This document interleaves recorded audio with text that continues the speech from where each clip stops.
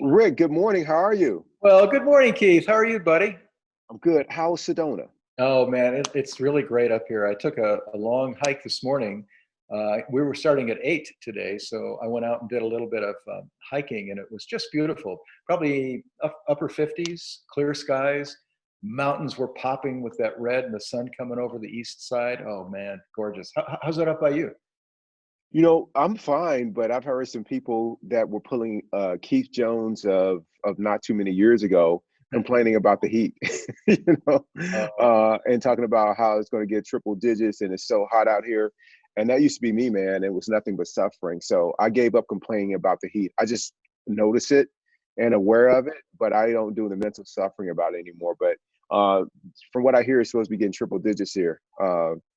So I got to make that trip up to Sedona. I keep saying that, but now with Brian and Pete, you know, forcefully telling me we're going to Sedona, I know those guys will come and snatch me up, and we'll oh be man. meeting with you shortly.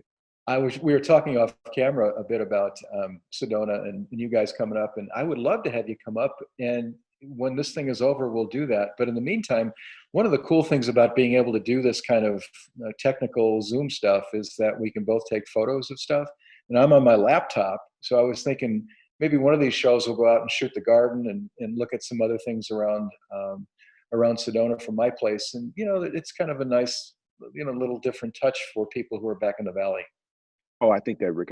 I like that. I think it'd be a great gift to all of us. So thank you.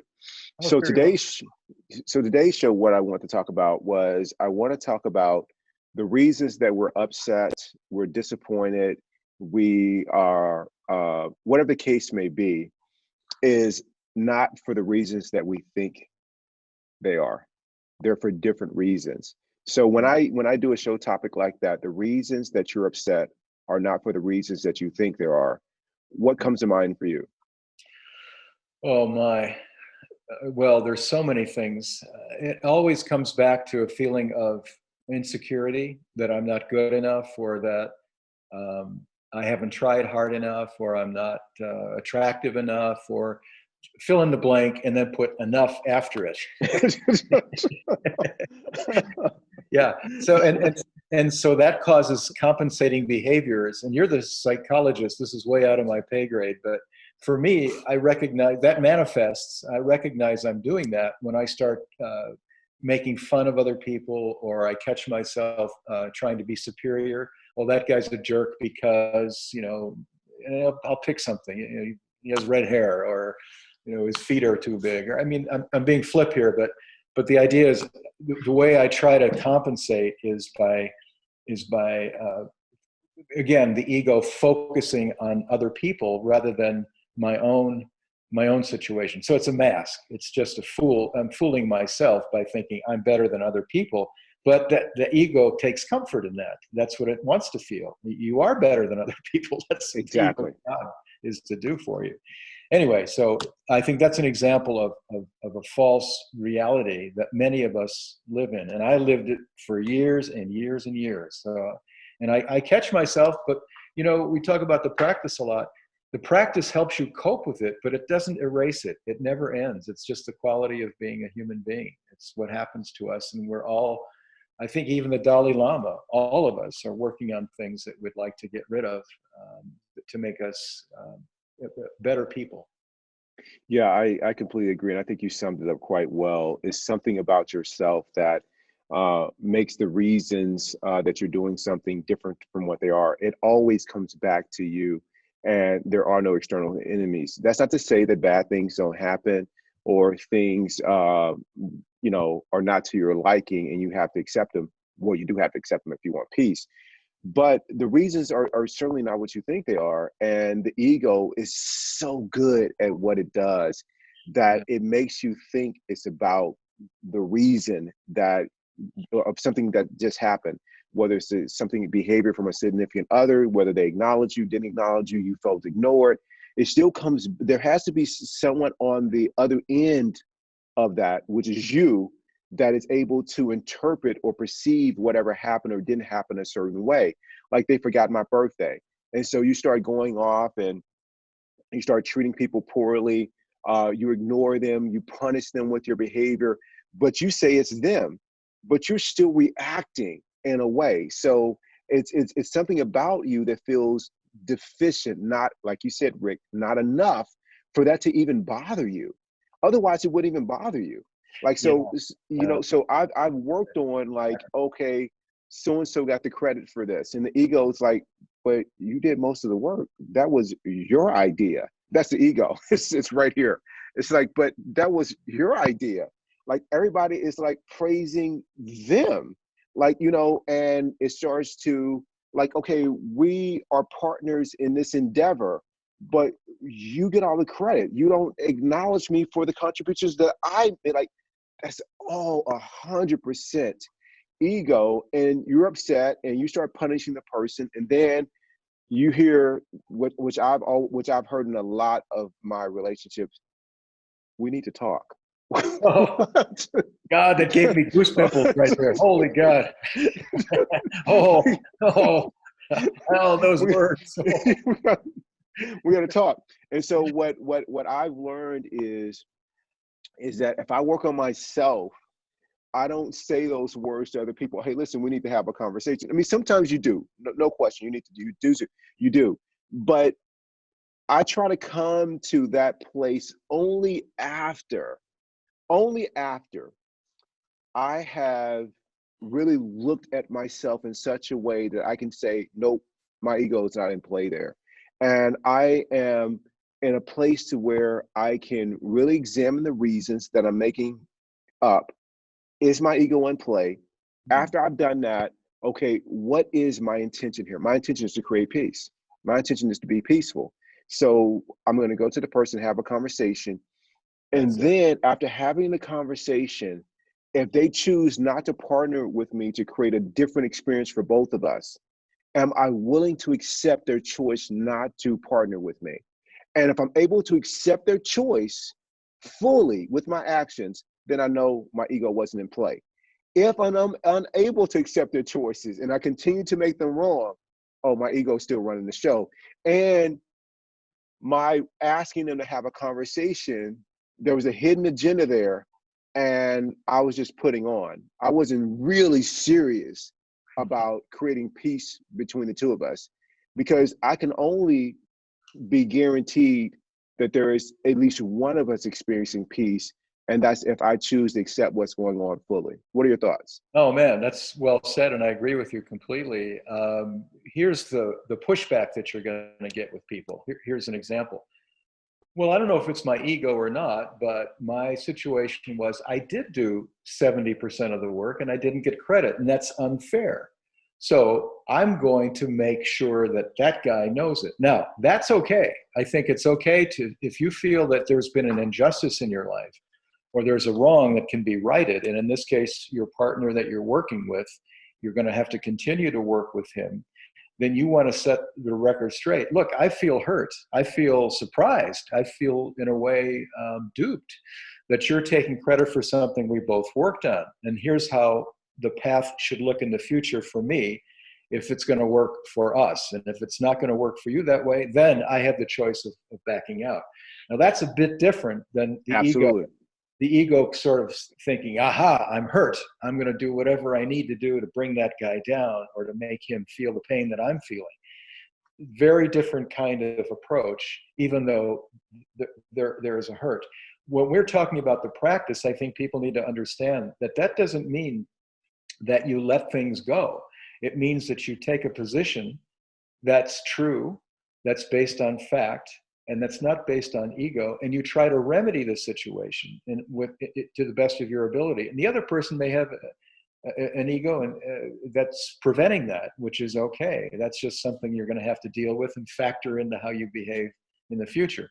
So I guess the point that I would make, just a footnote to the elegant statement that you made earlier, and that is that you still have to right wrongs, and you just have to do it in a way that is not, as you say, ego-based, but based on trying to create a just result. And then if you can't do that, then you have the choice of whether you want to continue to work or not work.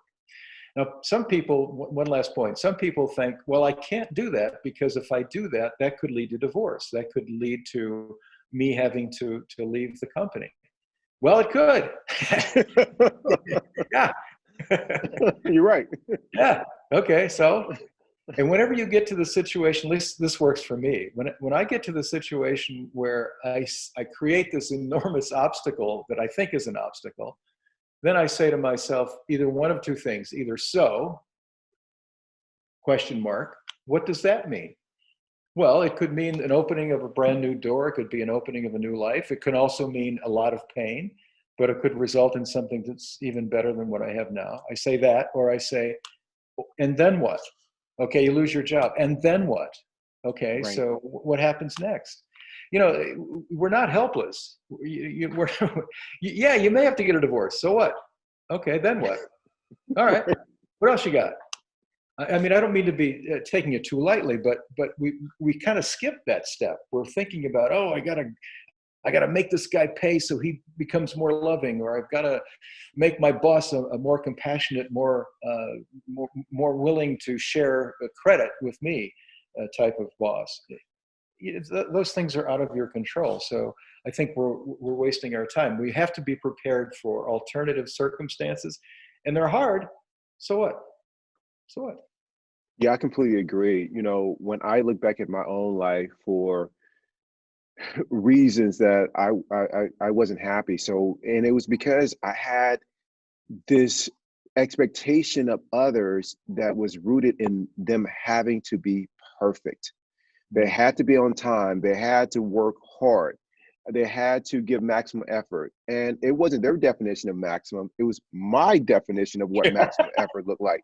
Like looking at it, it was so selfish Yeah, of that's right. what I required of other people. And narrow. And yeah, and Yeah. narrow. And I just found that I'm giving that up. I mean, I would prefer that you say thank you to any kind of kindness that I do. But if my doing it is attached to how you reciprocate or how you respond or how you acknowledge me, man, that's going to be that's a long road of suffering on my part.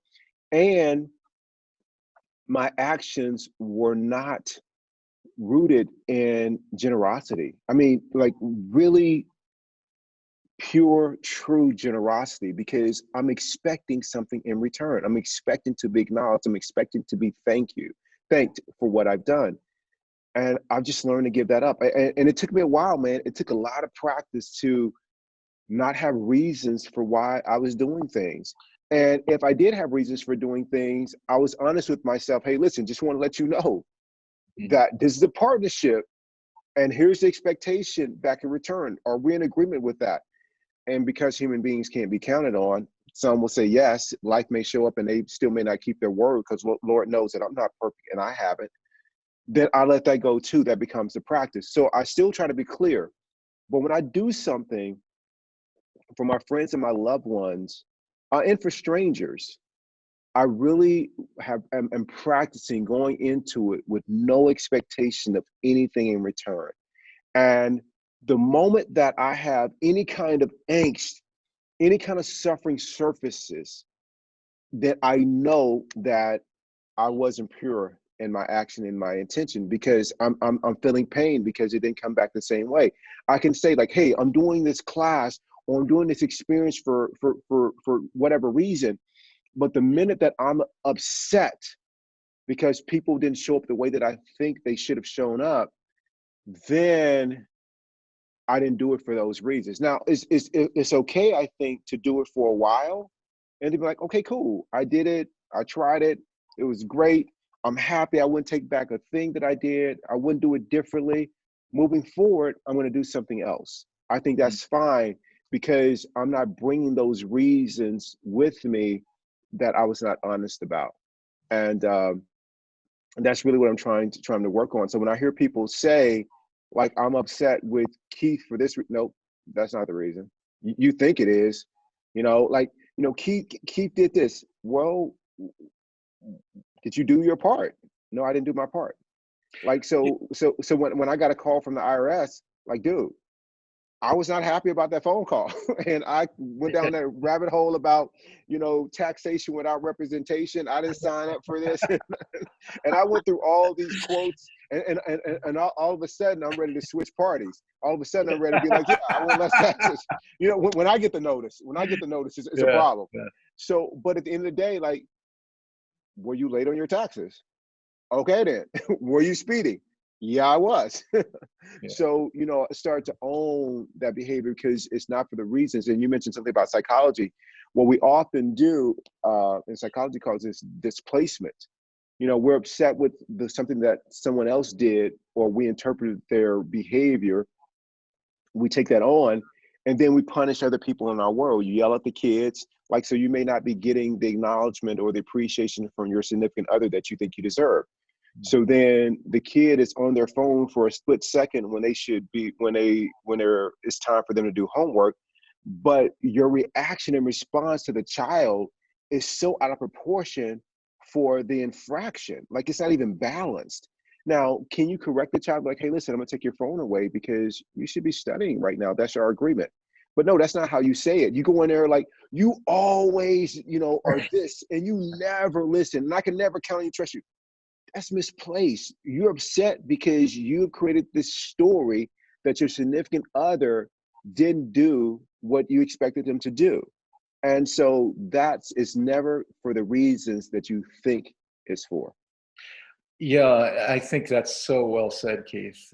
I want to ask you a personal question about that. When you were caught up in the perfection that you demanded of yourself and the discipline for yourself, and looking at other people who weren't disciplined as sort of in a different league, what do you think you were dealing with psychologically? Why were you so focused on perfection? What was that covering?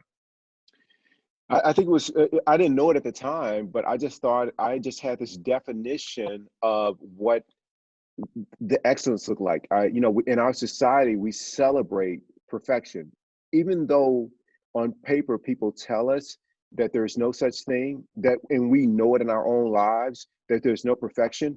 Our society celebrates perfection because it only takes snapshots of people being excellent. You don't see the athletes when they're at they don't show highlights of how many turnovers an athlete made or bad passes unless they can, unless it's a car crash or car wreck of his behavior, and they're trying to disparage someone. You only see them making the high flying dunks, catching the touchdowns, the great tennis serve back. We only see the best. You look on Facebook, you only see people on the beach, with their significant other, and they got the photo at Disney. You don't see them where one of the parties has, crossed an unhealthy boundary and has not been faithful in their relationship. Oh, they're not posting about that. They're not posting about someone in the family who's dealing with alcoholism or is abusive.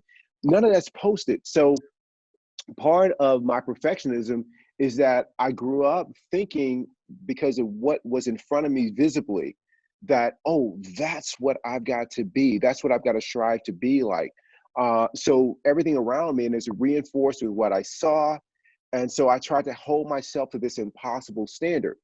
And I unconsciously was holding other people to it too. Now, I didn't know that I was doing all of this.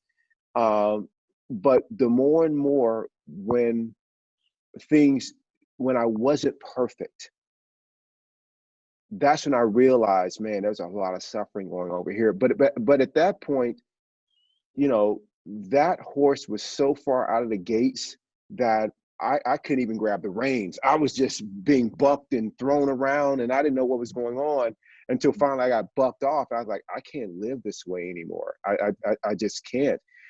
And it was seen. And so I started to look. You really helped me with this when we started doing the podcast.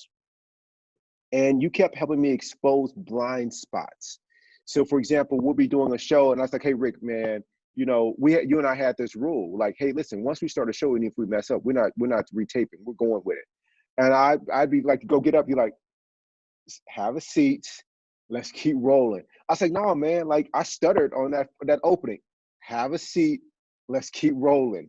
And so you helped me get over being perfect. There was times where people would be like, "Hey, let's take a picture." And I'm sitting there like, "Hold on, let me get I got these thick lips. Let me get these thick lips in the right position, so they're just right." And then I just stopped where people were like, hey, listen, before you, share that picture, let me see it. I was like, it's cool. Eyes closed, one eye looking up. I'm over here, mouth wide open. I was like, it's cool. Like I had to do that kind of exercise because it was separating me from this concept that I had to be perfect. And Yeah. so I continue to work on giving that thing up. And as I began to have more compassion with myself, to celebrate the imperfection, the more and more I did that, and I still got a lot of work to do, a funny thing happened. I stopped expecting other people to be perfect too. That's what I was getting at. I think that transition, that's such a wonderful path for you to describe for us. And it's so self-deprecating, but there's such a strong lesson in that. The more we accept our own imperfection, the easier it is to accept the imperfection of others. And we're all imperfect. So that is really the reality that we ought to be looking through. That should be the real lens, not this perfection lens that is fake, basically. It's like looking at everybody in an evening gown instead of how they look when they first wake up with bad breath and hair askew and needing a shave and all the rest. But that's an interesting thing too about humans, and that is that in our quiet moments when we're honest with ourselves, what we really like about other people is their vulnerability, their humanness. Preach. Yeah, their willingness to be themselves, even though that may be a little off the mark. And I think that's something that we forget about. We all try to be so damn perfect, but if we just kind of just did what we needed to do to be ourselves and to be true to ourselves, you would, as a byproduct of that, have more people who would respect you and treat you honestly with more respect.